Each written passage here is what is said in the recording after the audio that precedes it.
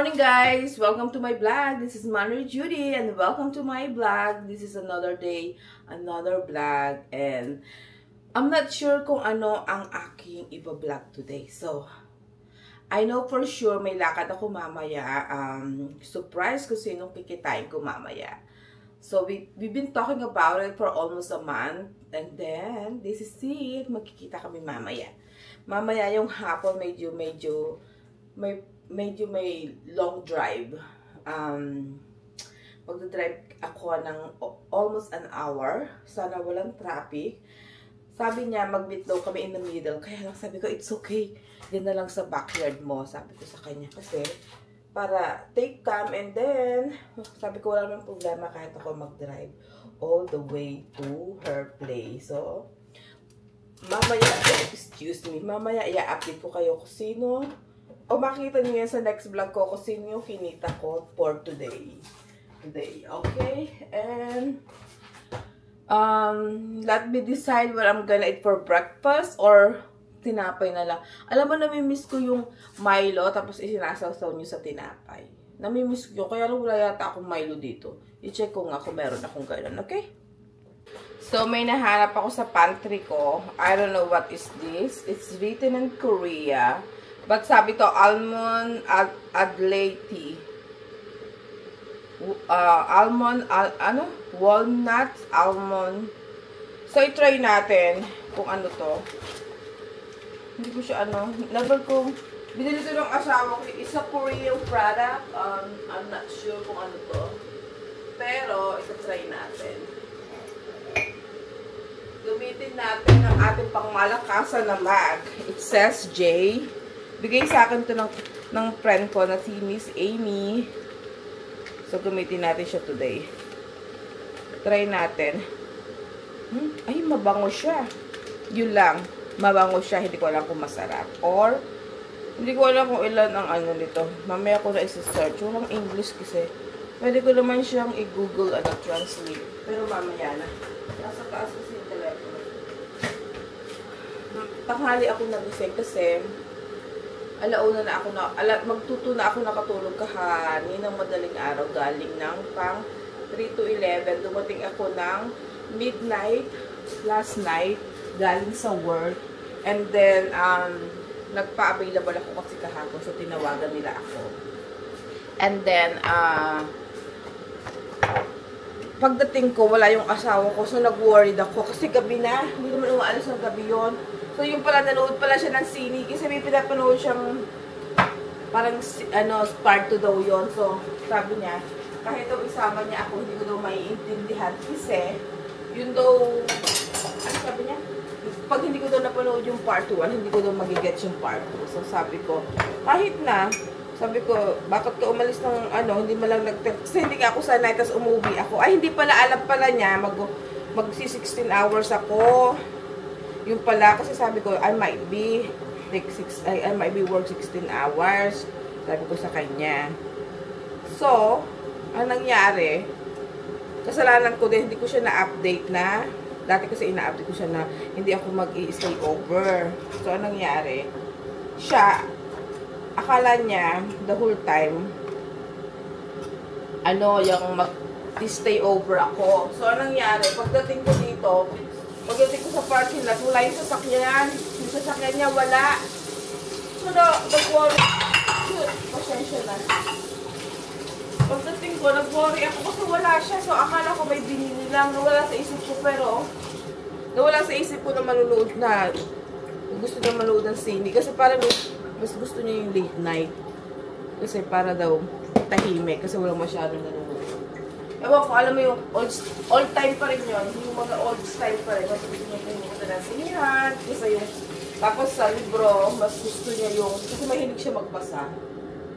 Mas gusto niya yung binabasa yung books kaysa sa e-book, yung mga, yung mga electronics na sa iPad or sa cellphone. Mas prepare niya yung book na, kasi. Yun ang one thing na, napakatilig yung magbasa. Ako, dead na. Hindi ko type ang magbasa.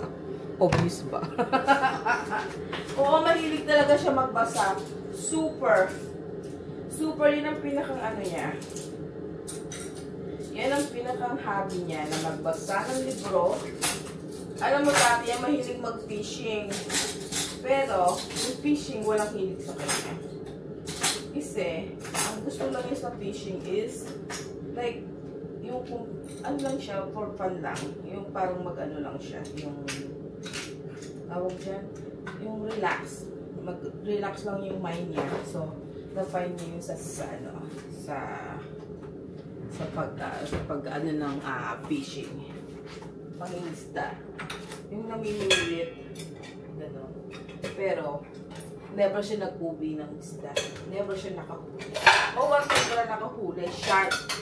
Eh, binabalik naman yung shark. Binalik niya yung shark. Yung mini shark lang, hindi naman yung sobrang mini shark. Yung baby shark. So, binalik niya. Plus pala, lahat na nahuhuli niya, binabalik niya. May nahuhuli pala siya. Kaya lang binabalik niya. Ewan ko kung anong pet mo doon. Hindi ko alam. Hindi ko mag-get. So, simula nun, kasali na ako pag nabibista siya. Wala na ako inaasahan na may uuwi siya. Kasi, never naman siya nag-uwi. Kaya, late ako nagising. Nagising na ako. Anong oras na? Nagising na ako is like 8:30. 8:30 ng umaga. Kasi siyang assign sa pagdadala sa bata sa school, sa anak ko. Siya ang nagdadala sa school kasi hindi pa nagdadrive si Lita Loo. Hindi pa siya nagdadrive. So ngayon, yung anak ko, siya yung, ako ang nag-pick up, siya ang tawag siya, nagda-drop off. Yun ang usapan namin yan. Siya ang pick up, ako ang drop off. Tapos, mostly, tapos, kaya pagka yung nagdadrive na yung anak ko, magpapang-evening na ako. Mag-i-evening shift na ako. Kasi mahirap din lagi ang panggabi. Hindi rin gawang biro yung puyat. So, magpapang-evening na ako pagka nag-drive na si Bitaro. Doon sa panggabi ko na trabaho, I'm going to the evening shift, like 3 to 11. Kaya lang pag 3 to 11, alam mo yun, parang, hindi ko rin siya minsan bet kasi 3 to 11, aalis ako ng bahay, syempre alas 12, mga 1:30, ganyan. So, nasa school yung anak ko. Tapos, nasa school siya. Pagbalik ko, tulog na siya. Ewan, pag-iisipan ko mabuti. So, itry natin yung tea, kung ano-ano.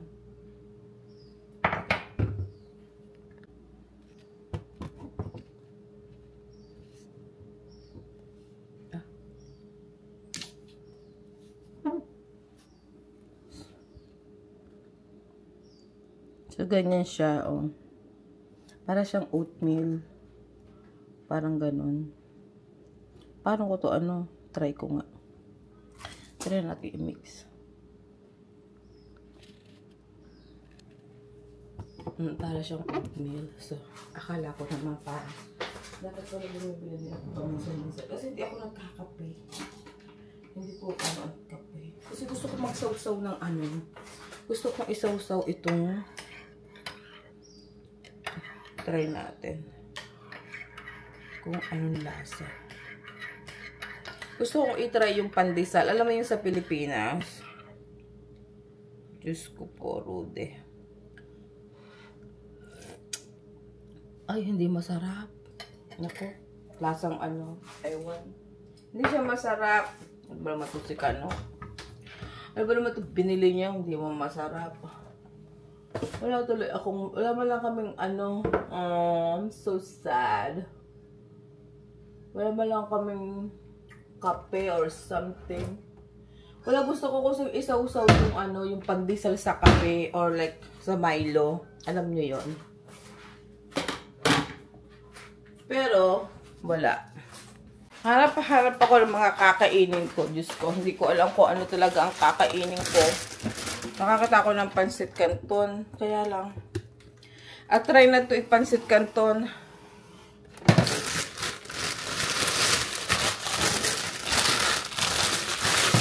Hindi ko talaga alam kung anong kakainin ko. Pero nagkikrave ako dun sa kape na yung isasaw-saw. Dapat pala paminsan-minsan mag-i-stock din ako dito sa amin. Ng ano, ng... Mag-i-stock din ako paminsan-minsan ng tawag yan. Yung Milo. Kasi hindi kami kakainis. Gawa na lang tayo lagi. Mag-tea na lang ako, green tea. Buti pa. Pero gusto ko talaga isaw-saw ng kape. Ano ito?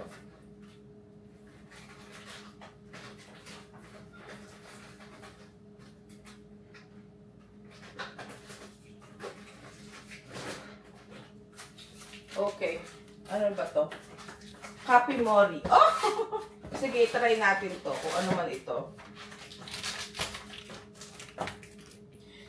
Kasi mga husband ko, ba't ilan ba husband?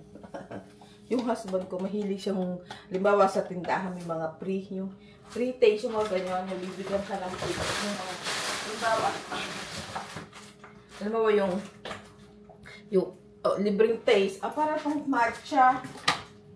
Try natin. Masama. Pero gusto ko talaga. Dahil ko pa alam bibili. Gusto ko talaga pandesal.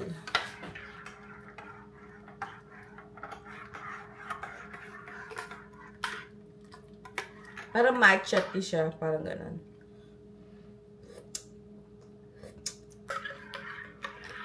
O, pwede na siya. Pwede na to kasi sa wala. Pwede na yan. Hindi ko lang magprito kaya ako. Para sa pandesal. Sige, magtitipid tayo itlog. Wala mama. Naalala, may kwento ko sa inyo. Magkukwento lang ako sa inyo about nung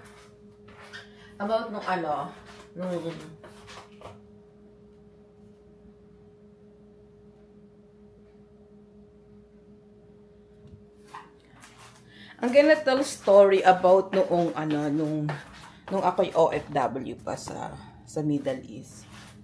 Nung ako'y nasa Middle East, maswerte ako kasi nakatagpo ako ng mabait na amo. Filipino-Amerikano sila. Parang 6 years, 7 years yata ako nagstay sa kanila. Mababait sila. Wala akong reklamo. They're a really good person. Then, I decide to, umuwi ng Pilipinas. Oo, umuwi ako ng Pilipinas. Then, umuwi ako sa Pilipinas. Para magpunta sa ibang lugar. Kasi, that time, maliit lang ang sweldo sa, aminin nyo, maliit lang yung sweldo sa Kuwait ako galing. Maliit lang ang sweldo sa Kuwait, hindi siya ganun kalaki ang swelduhan sa Kuwait. Alam ng mga taga Middle East yan. Maswerte, like what I said, maswerte ako, mabait yung amo ko. Wala akong reklamo. Baka sila may reklamo sa akin. Char. Wala akong reklamo, mababait sila. Especially yung amo kong babae. And she become my friends. Not best friend, but friend, family friend. And the kids become my friends until now. Kaya wala na nga akong time bisitahin sila. Nasa na sila, Virginia Beach na sila. Nandito na rin sila sa US. Kasi sa American base sila dati nagtatrabaho. Way back, matagal na yon. So anyway, maswerte ako sa naging amo ko sa Kuwait. Mabait sila. Tsaka sila, Christian. And then, after nun na after ng Kuwait ko, nag-Hong Kong naman ako. Kasi, medyo malaki-laki ang sweldo sa Hong Kong, di ba? Aminin natin. Compare sa ibang like country, like for the DH. Ang mas malaki ang ng Hong Kong. So, ang ano ko lang, yung mga friend ko na nag-Middle East, in Middle East particular, or kahit saan yata, parang na-experience. Alam mo yung minsan gusto mong kumain ng masarap. Yung ganon. Tapos, ako nakain ko lahat ng gusto ko nung nasa Kuwait ako. Walang ano. Di ba pag minsan gusto natin kumain ng masarap, kinukwento sa akin ng mga friend ko to nung naandun pa ako sa Middle East.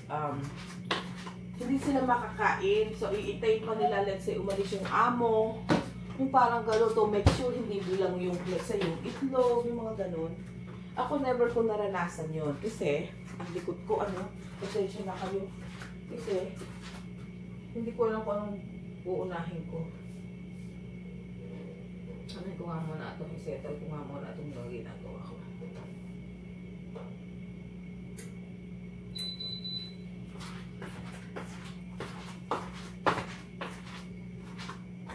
Hindi sila halimbawa sa bahay ng amo nila. I mean, not all the amo is like this, but most ganito sila, di ba? Binibilang yung gamit sa yung pagkain, binibilang yung itlog, yung ganyan, binibilang kung ano, yung hindi mo kasi nga syempre nangangamuhan lang tayo, hindi mo ma-feel na home. Yung ganun ba? Oo. So, minsan pagka yung ate ko kasi nangangamuhan din siya sa Kuwait.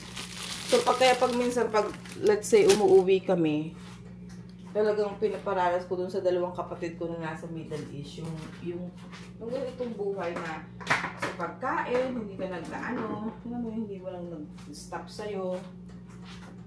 Kasi talaga sa Hong Kong ko naranasan yun. Sa Kuwait, maswerte ako sa Kuwait. Hindi ko naranasan yun kasi nga, diba, nakakakain ako ng bacon kasi ang amo ko nga sa American base nagtatrabaho. So, nakakakain ako ng ham, ng turkey. Kasi American base, may mga ganon, may nabibili. Sa American base lang nabibili yung mga ganon. Oo. So, yung mga ganong bagay, hindi ako masyadong salat sa mga ganong bagay nung ako ay nasa Middle East. Kasi nga, mabait. Nung nag-Hong Kong nga ako, gusto, daig ko pa ang nasa Kuwait. Sobra. Tapos ang day off ko pa. Alam mo kung anong araw ng day ko? Sabado. Lahat linggo, most my friend is Sunday. Oo. Kaya malimit kong i-greet yung mga OFW sa Middle East at sa Hong Kong kasi galing ako doon. Pilito ko muna itong itlog ko. I mean, scrambled egg. 4 na pandesal, iinit ko siya dito sa air fry. Ang air fry ko kasi is 4-in-1. Meron siyang bake, air fry, tapos, oh shoot, sirain mo naman ang air fry. Tapos pwede siyang toaster. O, diyan ko siya ito-toast. Maganda ang pagkaka-toast niya.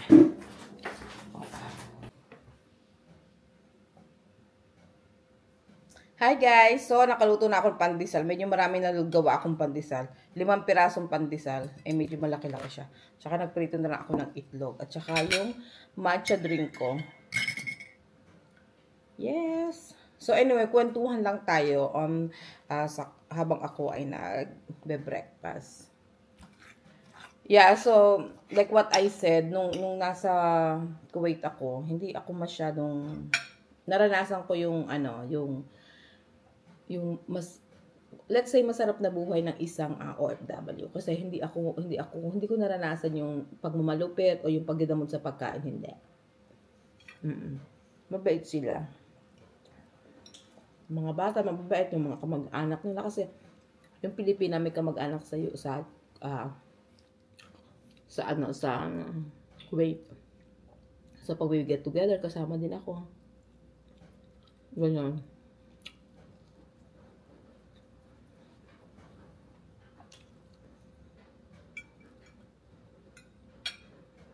Yung nasa Hong Kong na ako, doon, gusto ko, sila muna kakain kahit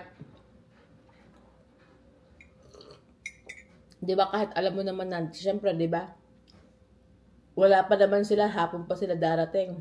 Alam mo, ay, tango, inuutakan ko talaga. Pag hapon pa sila darating, alam kong oras nating ng amo ko nasa Hong Kong ako. Kumakain na ako bago sila dumating. Bumibili ako ng sarili kong pagkain. Tapos, sasabihin niya, kumain ka na. Sabi ko, hindi pa. Kasi pag una kang kumain, nagagalit sila. Pero mabait din sila. Kaya lang sa mga ganung bagay, parang amo muna bago ikaw. Parang ganun. Ang trabaho ko doon, nag-aalaga ako ng aso. Ako yung naglalakad sa aso. Nilalakad ko sa labas, nilalaguan, ganyan. Kasi mga teenager na yung mga anak nila. Pero yung mga anak, kasundo ko. Kasi, pinagtatakpan ko, alam mo yun. Pagka yung nag-out of, pupunta ng China yung amo ko. Sabi niya, bantay mo yung mga bata, ganito, kailangan umuwi sa gabi. So yung mga alaka ko, hindi umuwi minsan. So, tapos sabi nila, pag tumamag si mami, ganito, matulog na kami. Yung palang daddy. Kasi yung babae, hindi marunong mag-English. Hindi naman ako marunong mag-Cantonese. So, English. English Carabao. Eh, sa Kuwait naman, sa mga bata lang at saka doon sa lalaki lang ako nag-i-English. Kasi nga lalaki, Amerikano-Pilipino ko. Shout out, Madam Laila, shout out. Hindi ko alam kung ang sarap. Namiss ko yung sinasawsaw. Sino sa inyo yung ganyan? Sasawsaw mo yung Masarap pala siya. Namimiss ko yung ganito eh. Shout out to Kuya Ariel ng Kuwait at Madam Laila ng Virginia Beach. Yeah. Shout out din kay kay Karina, nasa Kuwait siya, tsaka yung sa kanyang little cute niya.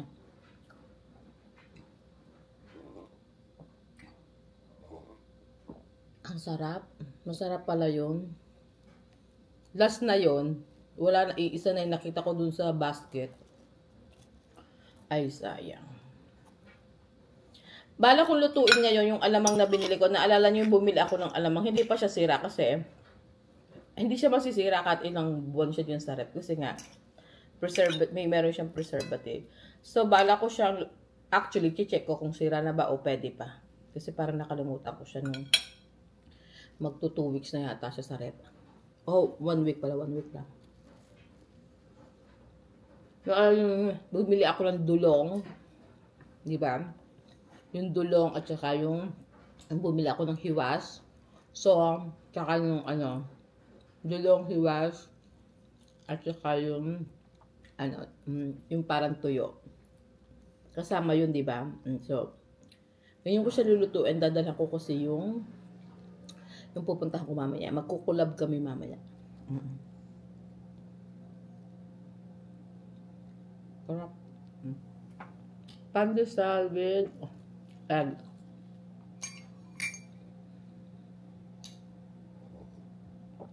Masarap ng pandesal na to, malambot. Masang kasi matigas, di ba?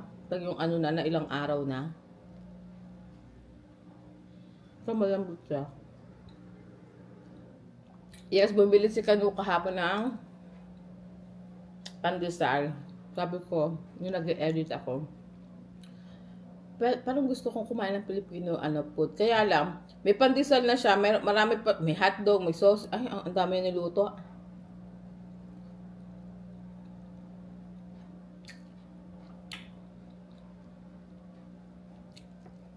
So anyway, namimiss ko yung buhay sa Kuwait. Oo. Alam mo yung nasa Kuwait ako, makinis ng balat ko.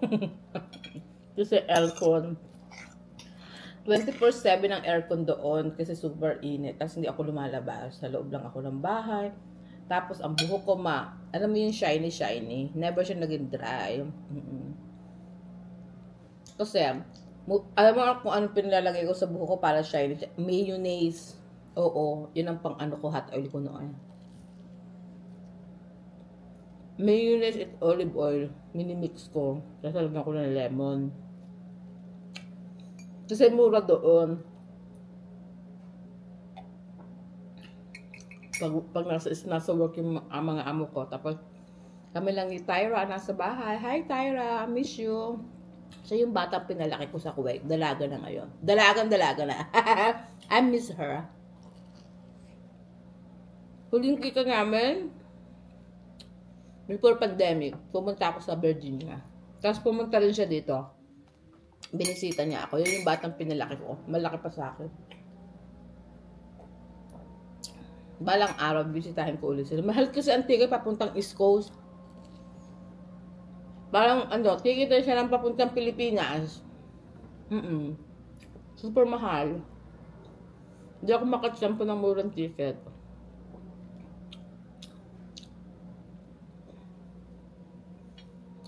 Pag napunta ako doon, ticket lang naman ang problema kasi ang hotel, may bahay sila doon. So, sa kanila ako titira. Sa kanila ako titigil. Pero hindi mo na ngayon. Kasi, marami tayong obligasyon. So anyway, kaya masyado, yung sinasabi ko kanina, malapit ako sa mga OFW. Kasi alam ko yung feeling. Alam mo na, minsan umiiyak na lang sa gabi kasi namimiss mo yung mga pamilya mo. Siguro lalo yung mga may asawa. Kasi noon ako, dalaga pa naman ako. So hindi ko masyadong feel yung, namiss ko lang yung nanay, tatay ko, tsaka mga pinsan ko, mga kapatid ko. Pero, tsaka yung liwaliw ko, yung pagdalo-dalo na sayawan sa probinsya, yung ganon, namimiss ko yon. Pero, paano pa kaya yung may anak ka, may asawa ka? How sad, di ba?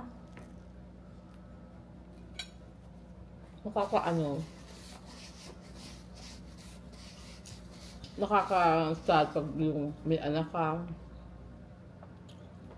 Kaya, yung sa mga lagi kong sinasabi, yung mga may kamag-anak sa Middle East or in general, pag pinapadala kayo ng pera, i-value nyo kasi hirap na hirap yung silang kitain. Maraming pawis, luha, pagod, ang tiniis nila yung mga pagkain na hindi na dapat kainin kasi nagsisave ng pera para ipadala sa Pilipinas. Kaya i-value nyo yung pera. Kasi, nanggaling ako dun eh. Doon ako nanggaling. Kaya, pag kayo nagpapadala ako sa mga kapatid ko, naninermon muna ako. Yes, marami akong sinasabi. Alam mo yun, marami akong seremonya. Naubos ko yung 5 tinapay na pandesal. Favorite ni Little Uto sa Pilipinas. Yes, i-value yung mga pinapadala at wag na wag nyo kakalimutan magpasalamat sa nagbibigay sa inyo, sa nagsusustento sa inyo. Kasi yung nagbibigay, masaya sila na nakakatulong. Kasi hindi naman kayo padadalhan niya kung hindi sila masaya or kung hindi nila gusto yung ginagawa nila. Maniwala kayo sa akin. Pag ayaw kayong padalhan, no matter what, hindi kayo papadalhan ng mga kamag-anak nyo sa ibang bansa. Kaya, pag pinapadalahan kayo, to say thank you, ito ay sinasabi ko para, yung mga kapatid ko nagte-thank you na sila, alam nila yung, I really, lagi nilang na-appreciate yung mga, alam ko naman na-appreciate nila yung mga ginagawa ko. Alam ko yun. Kaya lang yung iba, pag halimbawa yung nanay, tatay, yung mga kapatid nyo nagpapadala sa inyo, kailangan i-value nyo yung pinapadala, yung ganon. Kasi baka magsawa yan, hindi na kayo padalham. Tsaka para sipatin sila magtrabaho. Ganon.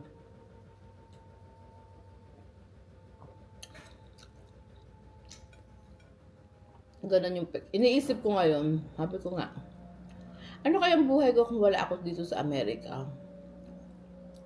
Not just because I marry American guy, okay? Kasi, nung nakilala ko si Kano, nung nasa Hong Kong ako, we met in, I don't know kung naalala niyo yung Yahoo Messenger. Kung sinong nakakaalam ng Yahoo Messenger, way back 2025. No, not 2005. 2005. Kung sino nakakaalala ng Yahoo Messenger. Doon kami nagkakilala ng dalawa. Para siyang group chat. Parang group chat siya na maglalagin ka sa Yahoo Messenger. Pero nakalimutan ko na. Basta anyway, sa Yahoo Messenger kami nagkakilala. That time, meron din akong papel going to Italy. Meron din akong, nag-apply din ako para magko-coast country. Kaya, that time kasi gusto ko makarating ng Italy. Yun yung talagang ko. Tapos, na-met ko si Kano.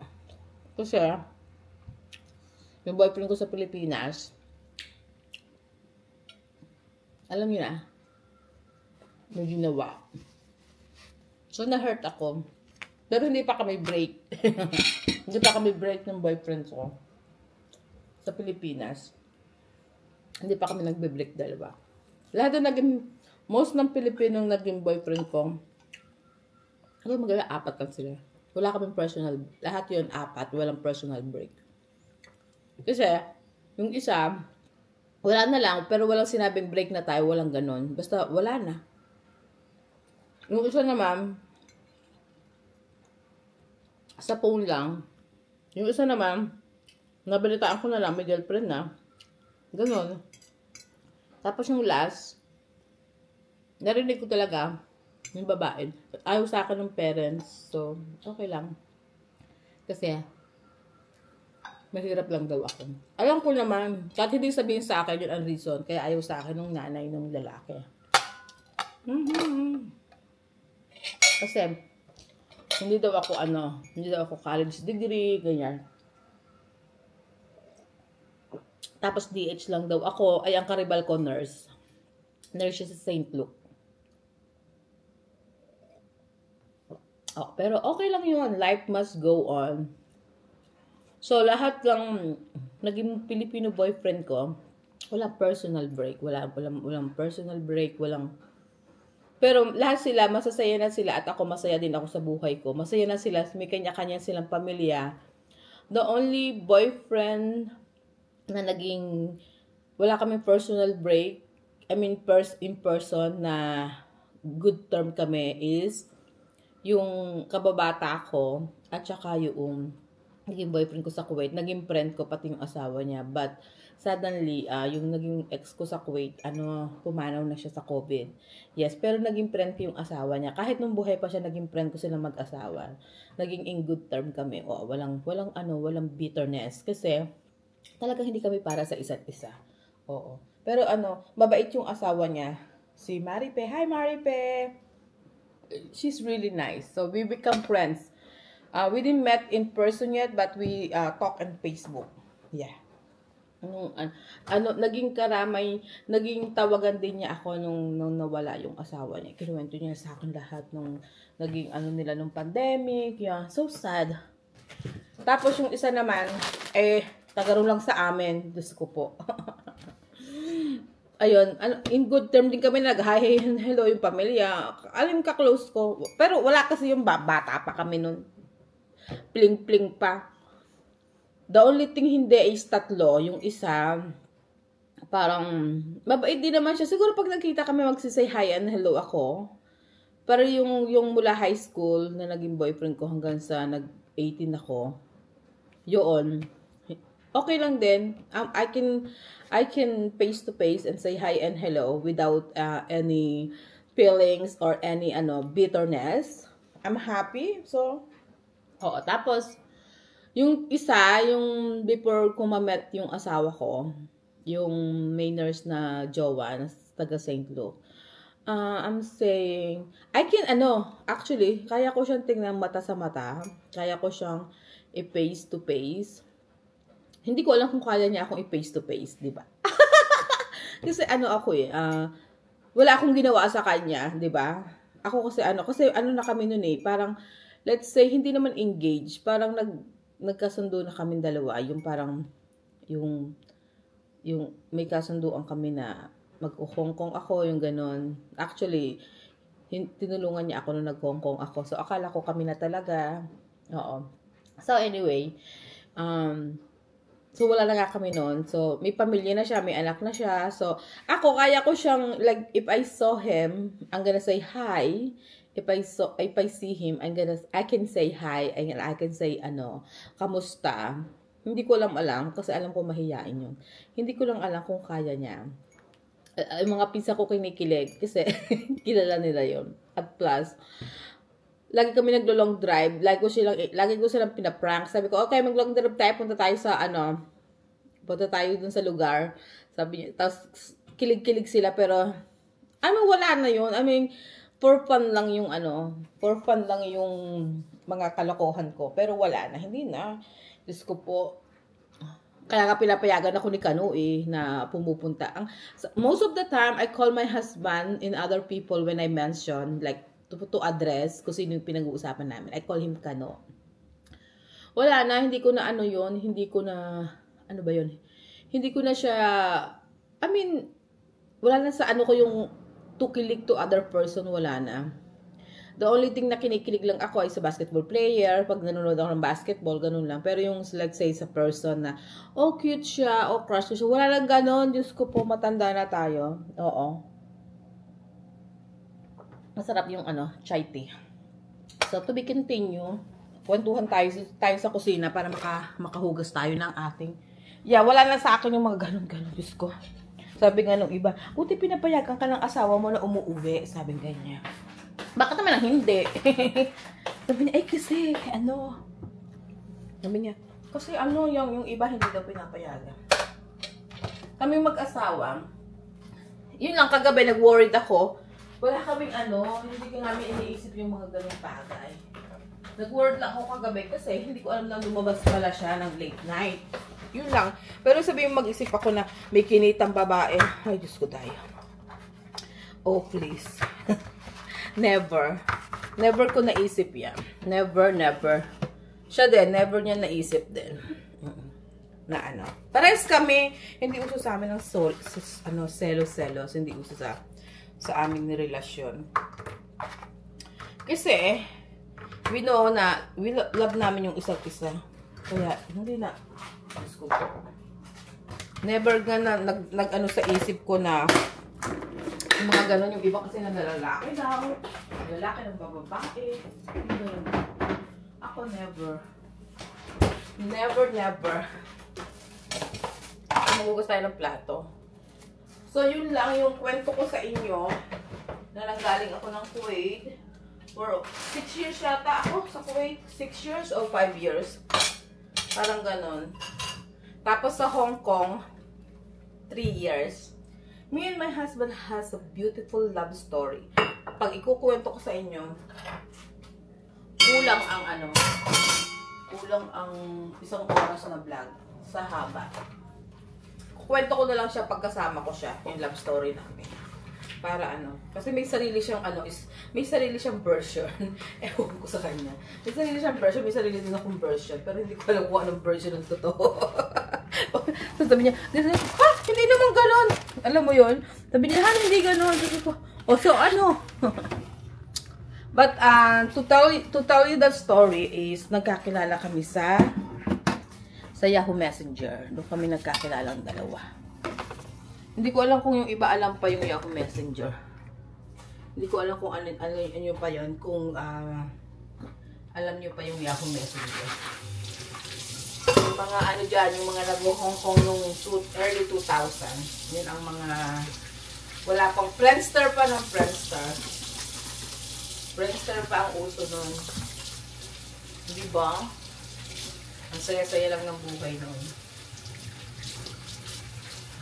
Kaya na-enjoy ko din naman yung Hong Kong. Kaya lang, tapos marami ako naging friends sa Hong Kong. Si Mama Malu. Dalawang Malu. Yung nasa Canada na ngayon at saka yung isa nasa Bataan sa Pilipinas. Mag-pro-good na si Ninang Malu sa Bataan. Pero Kapampangan yata si Mama Malu. Tapos si other Ninang Malu, sa naman siya, nasa Canada siya. Kasi nandun yung anak niya. Pero Bicolano naman siya.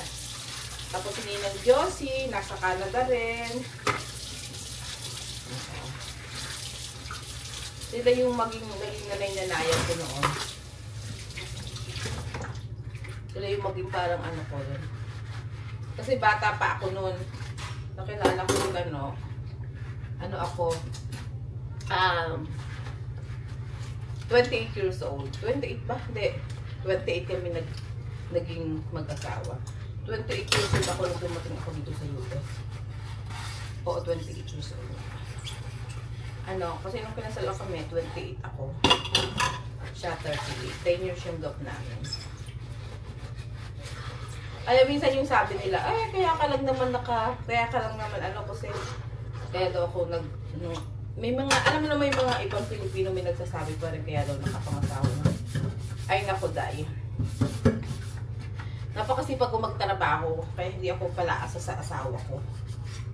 Yung may mga nagsasabi, kaya lang daw, para lang daw, hututan yung Amerikano. Maybe yung iba, pero hindi lahat.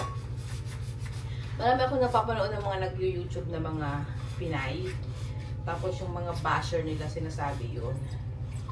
I mean, kasi 16 years na kami ni Kano eh. Returning na. Kasi 17 years na kami ngayong next June. So, ngayong taon na to, 16 na kami. Kasi pag may nakakarinig ako na dahil sa pera, sa ganyan. Sana nga dahil sa pera. Parang mayaman ako. Diba? Pag nakakarinig. So, pasama mo pera ang reason. Para mayaman si Juday. Pero hindi. Pero, kahit hindi mayaman yung asawa ko, I'm so lucky talaga sa kanya. Super bait. Diyos ko. Ang makakapagsabi niya, hindi na ako. Lahat ng nakakakilala. Jessica and Kevin can testify. Saka yung mga friend ko.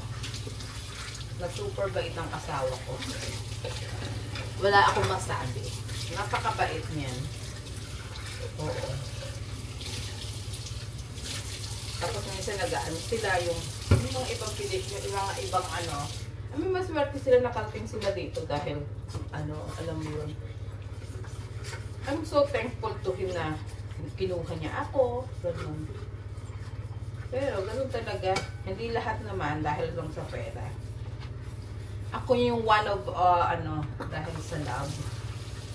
Dahil sa love, kaya kami naging kami.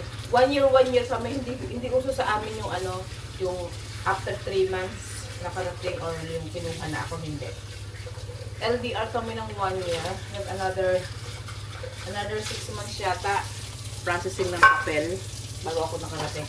1 year kami nag-date, bago kami nagkita. 1 year kami, wala palang date kasi may LDR. 1 year kami LDR. Since na nagkakilala kami, and then after 1 year, sinupresa niya ako. Pumunta siya sa Hong Kong. Yung isang buwan siya sa Hong Kong. Kasi yung hotel niya, isang tumbling lang sa bahay ng amo ko. Kaya nakakatakas-takas ang lola mo. Tinatakasan ko. Pag wala yung amo ko, ay, maaga ako naglilinis ng bahay. Pumugunta ako sa hotel niya. O, alam niyo na. Huwag niyo nang itanong yes and yes. Tapos, after nag-met kami after a year,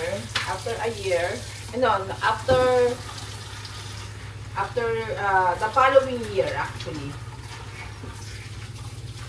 Basta pagbalik niya galing Hong Kong, nag-process na kami ng papel. And then after a year, nakarating na ako dito. So, almost 2 years since yung nagkakilala kami. Tapos, ayun, binigyan kami na napagwapong anak. Never kami nag-fight ng about something. Ako lang yun ang aaway.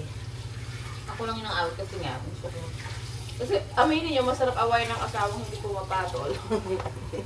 Pero minsan pumapatol siya sa kaingayan ko. Tapos ako na may nagigit na meme. Pero, ganun lang naman. Wala man kami mga major na away. Hindi uso sa amin yung mga ganon. Hindi uso sa amin ng mga major na na away. Yes. Update ko lang kayo. Malinis na ang living room. Nakalinis na ako ng bahay. Di ba malinis na? Mag-ana sa pakiramdam. Nag-vacuum. Nagpunas-punas. Hindi ko na pinakita dahil nakita nyo naman kung paano ako maglinis. Malinis na yung kwarto ng aking anak. Ayan na. Tapos, nilinis ko rin ang kanyang bathroom. Oh. Diba? Oh, malinis na. Sarado natin to. Nilinis na ang kanyang bathroom. Nilinis ko na. Kasi bukas wala akong time. Okay. Punasan ko na ang mga patungan, mga divider. Malinis na siya. Lalagyan ko ng... Tapos, nakalinis na rin ako ng kusina. Magluluto na lang ako ng alamang.